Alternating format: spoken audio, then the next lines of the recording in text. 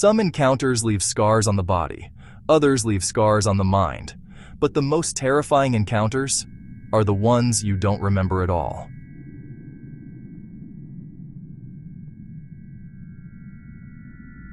And when those hours came back, they wish they hadn't.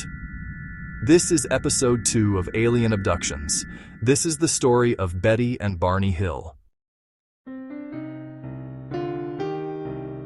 Betty and Barney Hill were not thrill seekers.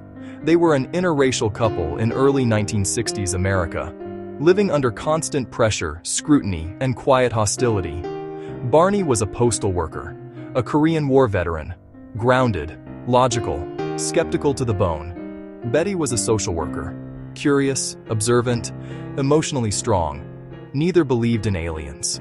Neither believed what was about to happen was possible. September 19th, 1961. They were driving home from Canada through the White Mountains of New Hampshire.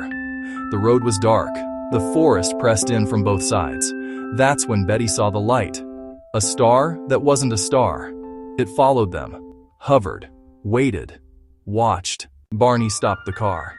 He stepped out with binoculars, and what he saw made his blood run cold. A massive craft, disc-shaped, silent, hovering impossibly low. Inside, figures, watching him. Barney later said this was the moment he knew.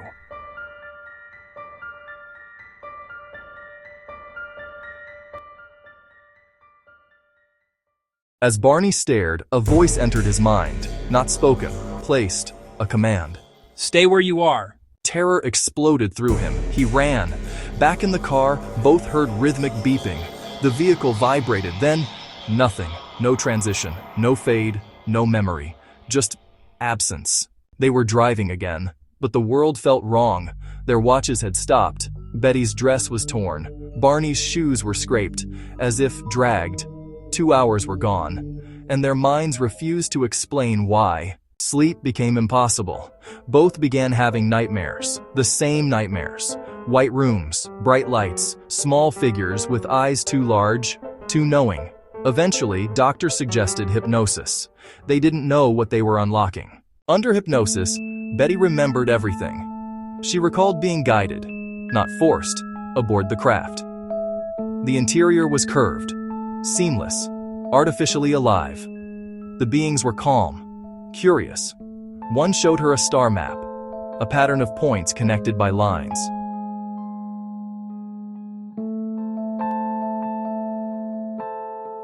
Years later, the map would be recreated.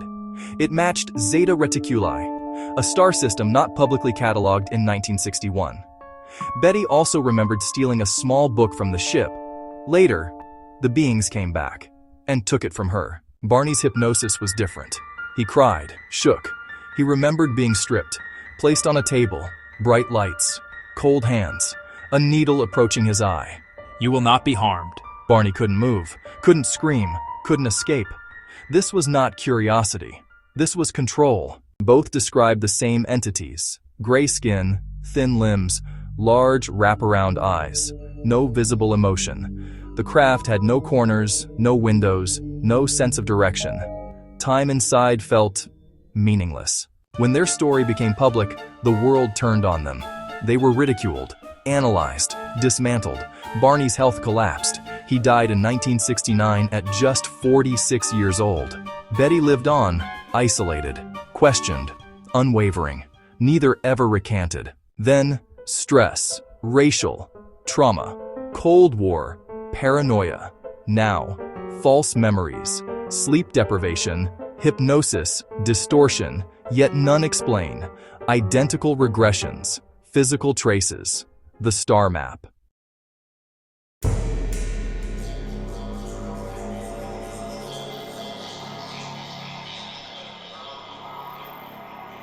Psychologically, memory erasure occurs during extreme trauma. The brain locks away what it cannot process. But if the experience was real, then forgetting wasn't a failure, it was a feature. Betty and Barney Hill didn't ask to become symbols. They only wanted to go home. Instead, they became the first names on a list that keeps growing. And whatever took them that night didn't stop. Episode 3 is already live.